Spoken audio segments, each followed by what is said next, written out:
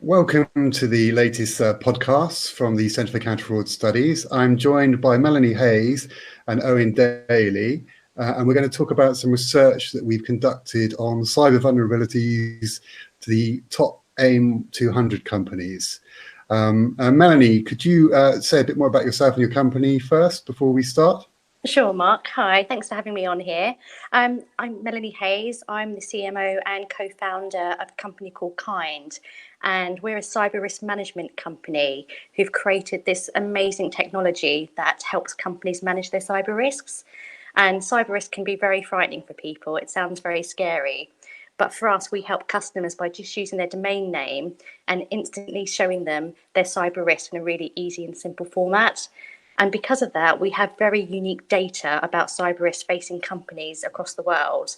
And because of that, we partnered with Crow and yourself to produce this insight that's never been done before.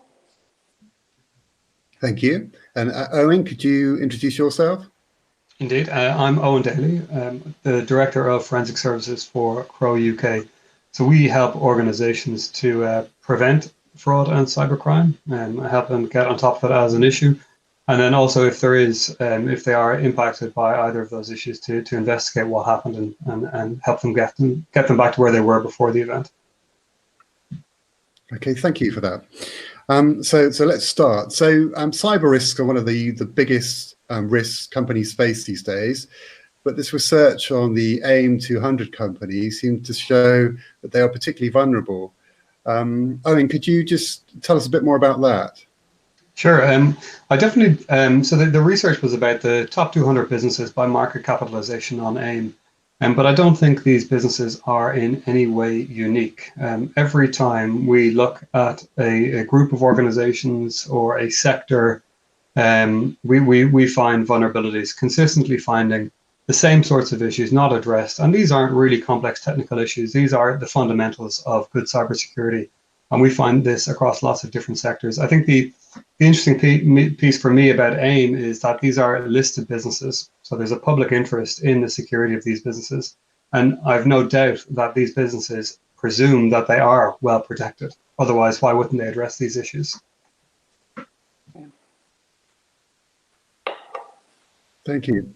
Now, the research shows that 91% of the companies are open to having their emails spoofed. And this can obviously allow spam, phishing attacks, those types of things. Melanie, why do you think that is? It's a really startling figure, isn't it? And I think it's mainly because organizations don't have the correct email policies or security configurations in place. Or more importantly, they believe they have the right ones in place when actually they don't. And as Owen just said, it's not that people want to be unsafe, it's just that they think they are and are not aware of the risks. Now, I understand completely how this happens. If you think about emails when they were first designed many moons ago, they had one job: to get from your computer to someone else's computer as easily and seamlessly as possible. Now, the email system that we have now has been built on this legacy. And when you start or you create your email system, whether it's on Outlook, Gmail, Hotmail, the security and email policies are not automatically set up. Companies have to do that. Now, to make sure your emails aren't spoofable, you have to have the correct email policies. So you have to have a policy to say, right, the email that's coming to me comes from who it says it's coming from. And this is your SPF policy. I don't want to get too technical in here, but it's safe for you to open. And not only has it come from who it says it's come from, but it hasn't been tampered with along the way. And this is your DKIM policy. Now, most companies actually have these two policies in place, which is great, but this is where they think they're safe. What they need, and what most of the companies in this research, and probably is indicative of companies globally, is this third policy, which is your DMARC policy.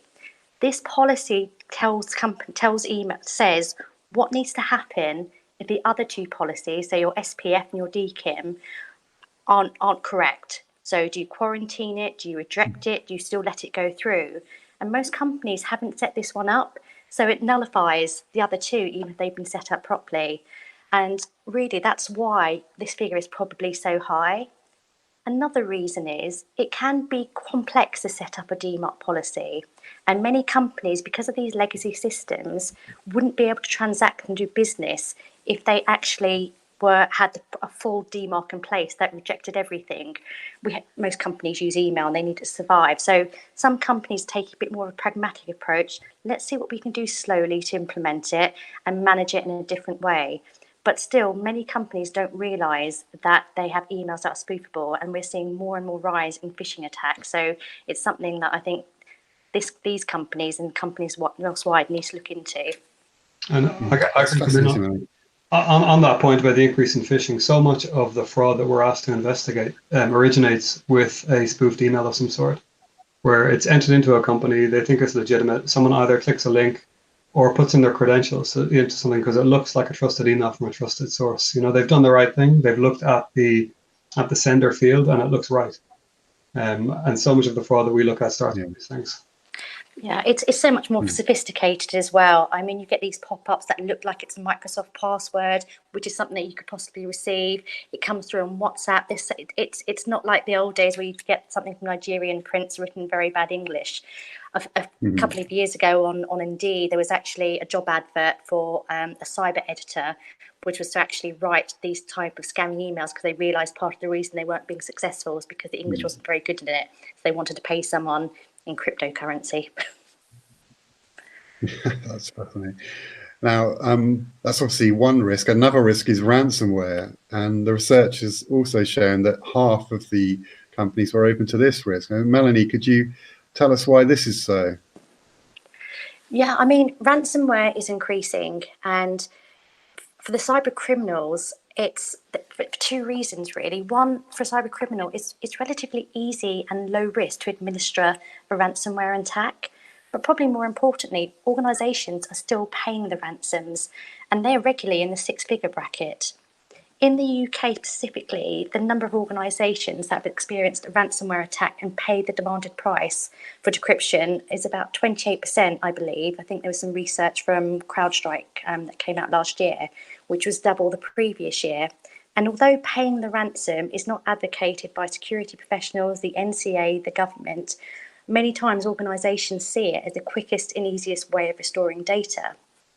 And I think the other part of it, why it's rising as well, is that many companies are vulnerable to ransomware attacks because they have vulnerable services, or hackers can scan the internet to determine very easily who's got any vulnerabilities, and it's a window in for them.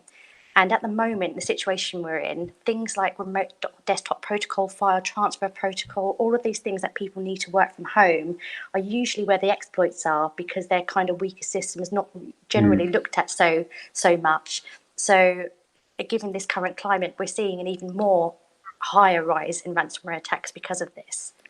Yeah, and in terms of ransomware and payouts, a lot of that is often insured. Sometimes companies have good insurance in place and the insurance pays out and it gets them over the difficult bit of how to afford this ransomware and get them back to where they need to be. But I think the cost of that is risen dramatically. I saw a stat, Melanie, I don't know if you gave it to me, I saw it somewhere else, that it went up by 350%. 355%, yeah. Absolutely significant, absolutely huge. So I think the logical thing will be for insurers that start to get stricter on this because they can't afford to keep paying out. So there's going to be more obligation on businesses if they're going to take this sort of insurance to have things in place, or there's going to be qualifications and exceptions or exclusions where if you are running vulnerable software, you're not going to be insured because it's such a basic thing to fix. Absolutely, and from the insurance point, because we work with a lot of big insurers, they're actually offering a cyber service to their customers, so they can instantly see their cyber risk, see where they're vulnerable, and as you say, now that would need to be fixed before they offer the insurance. So the insurers are actually trying to help the customers manage their cyber risk, not just one. Obviously, I suspect they don't want to pay out, but also it's helping other companies is not a end-sum game. You help someone else doesn't mean you're doing worse. If you help someone else out, you're going to be better. Everyone's better if they're more protected.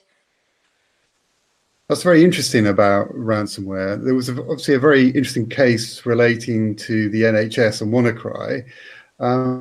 What do you think about that particular case, and what does that show?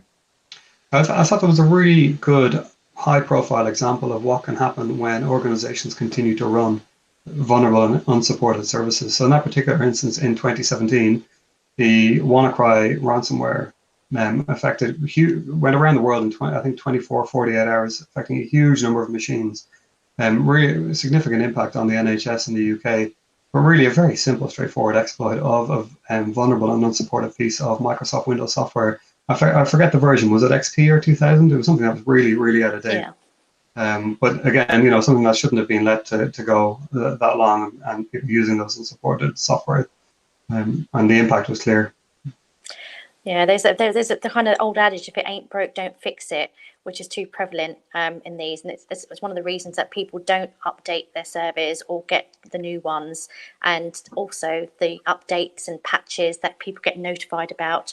It's very common to press not today, later, 1 week, remind me later, and it doesn't get done. And if there's any advice or takeaway that we give to people, it's do the pesky updates and upgrade. Indeed, and turn off your machine at night time and restart it in the morning, because then you get the updates on your machine. Really important when you're working from home. Yeah.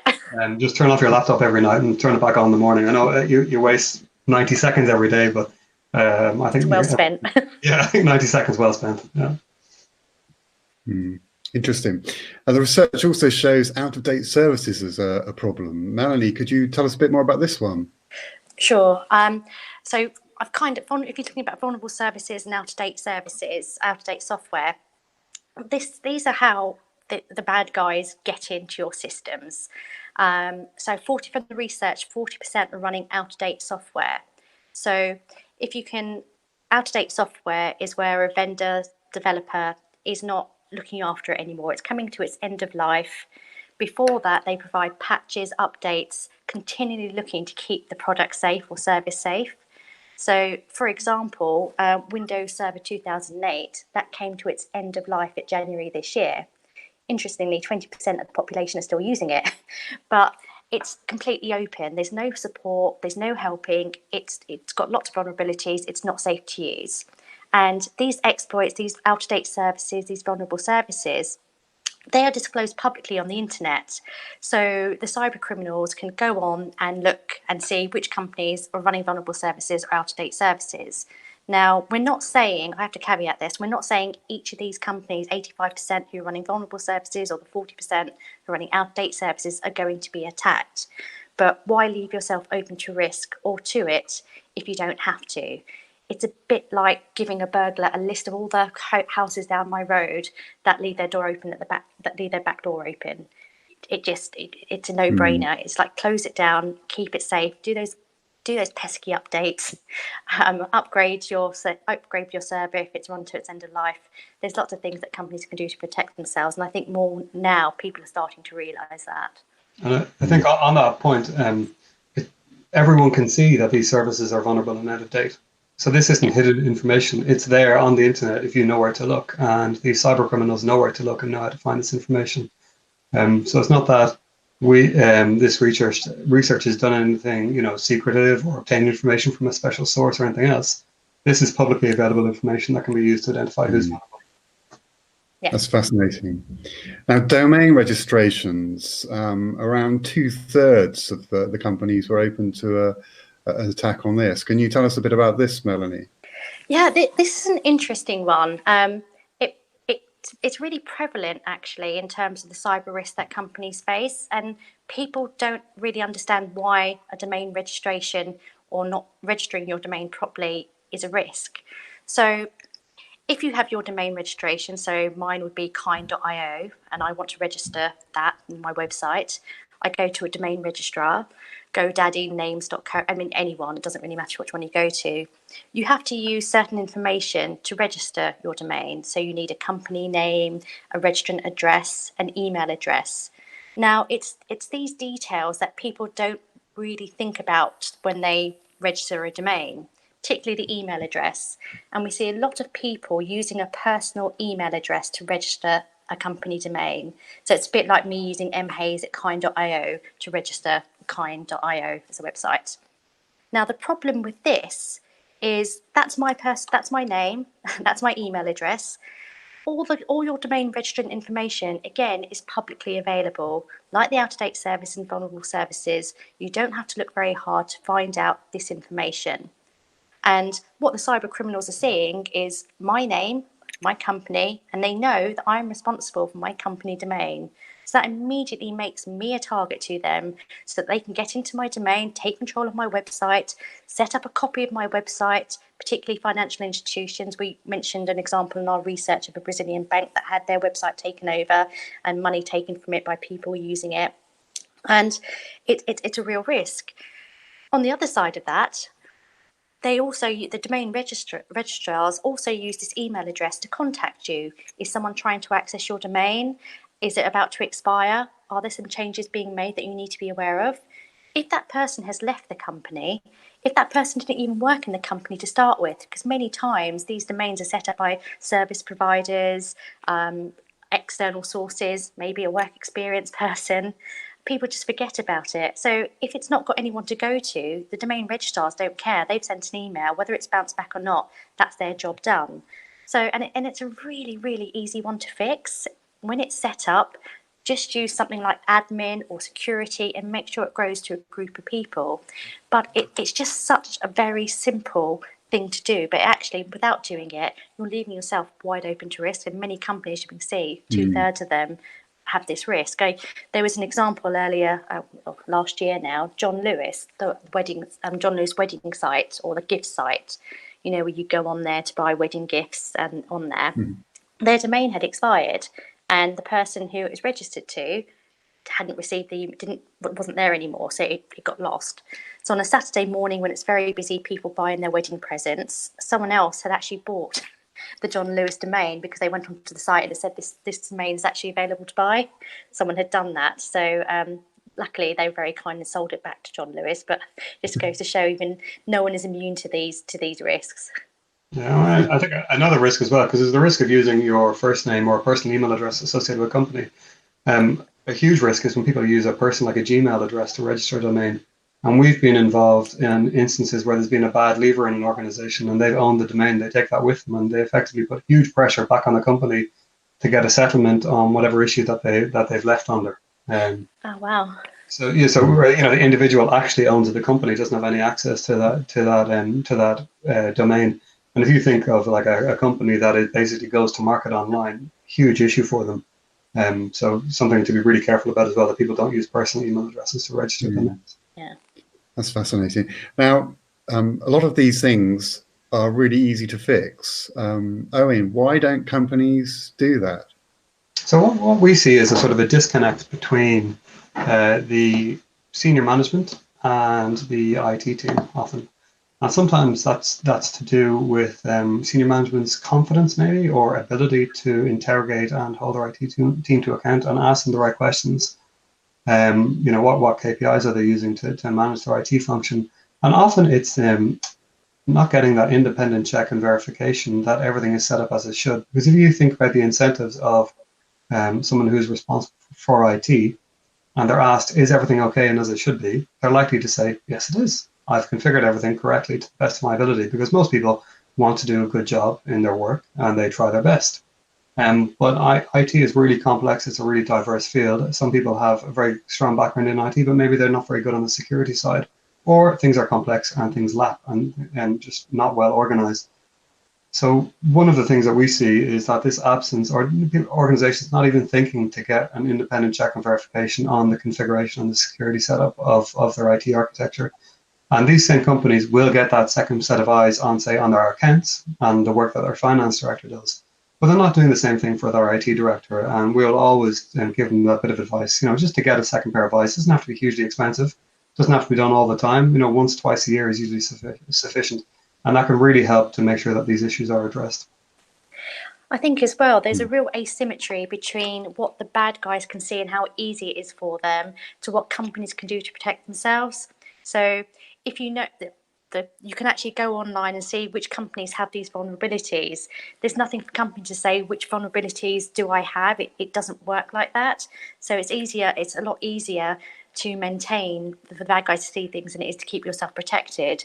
And this cyber world is changing by the millisecond. Expecting someone to run every update, every patch, to know everything in an IT department, I think it's nigh on impossible the way things are at the moment. So, and companies there's experts out there, and we're seeing more and more companies use these experts instead of just trying to manage it in-house, because there's a lot of pressure on IT. I think you'd agree, Owen, wouldn't you? And huge. It's a business issue. It's not just an IT issue.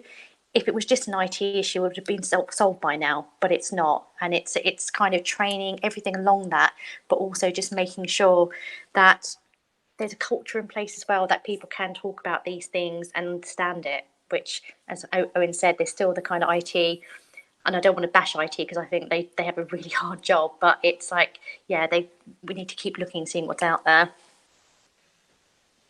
Thank you. So what advice would you give to companies to address this? Sort of the key things. So Owen first. I would say just get advice from outside your organization or your IT function about what's in place. And that could be anything from buying a couple of days of a fractional chief information officer, maybe, to come in and just give that strategic level advice about what the company is doing and its configuration. Undertaking things like pen tests, really effectively ethical hacking, paying someone to try and identify the vulnerabilities associated with your business and your setup. Money really well spent, and I haven't been involved in a pen test that hasn't found at least one seriously vulnerable issue that's there. And then, like Melanie said, just to keep up to date and looking for vulnerabilities, and don't assume that you're going to be able to stay on top of all the patching and software updates, and see what solutions are available, like Kind, to help you do that. Thank you. And Melanie, what about you? What advice would you give? Yeah, I completely agree with Owen's said there, and again, the equal emphasis on the monitoring and alerting. So do what you can and look at what you've got for your pen test, the services, really get your home in order. I'd also, as a business, determine, what do you want to protect the most? What are your crown jewels? And kind of focus around that, and everything sort of leads on from that. But always have the monitoring, the alerting, so you're always on top of it, and make it simple. Don't rely on lots of technical, jargonistic things that you don't understand in the business. Make things as simple as possible, and go to suppliers that make things as simple and easy for you to understand throughout the whole business. And there's many out there now. It's not just this kind of dark cyber only IT. There's other things that people can use, and don't be afraid to use the experts. Yeah, I think on the plain English, any organization should have written down in plain English and a well articulated description of what they do around IT and information security. Because if that's not done, well, then I don't think that the people that are leading and responsible for that organization really know what the situation is. It's just a black box. It's being left to someone else, and they're not taking responsibility for it. And although these things are really technical when you get down in the weeds, when you go up a bit, it's effectively a management issue for the business. Who's responsible, what are they doing, and how are we checking that that's being done properly? And that needs to be written down into some sort of policy or document. Melanie and Owen, thank you very much for those insights. Those of you interested in the reports, you'll find links to them below, and you can click on them, and also links to both Crow and Melanie's company. Thank you very much. Thanks, Mark. Thanks, Owen.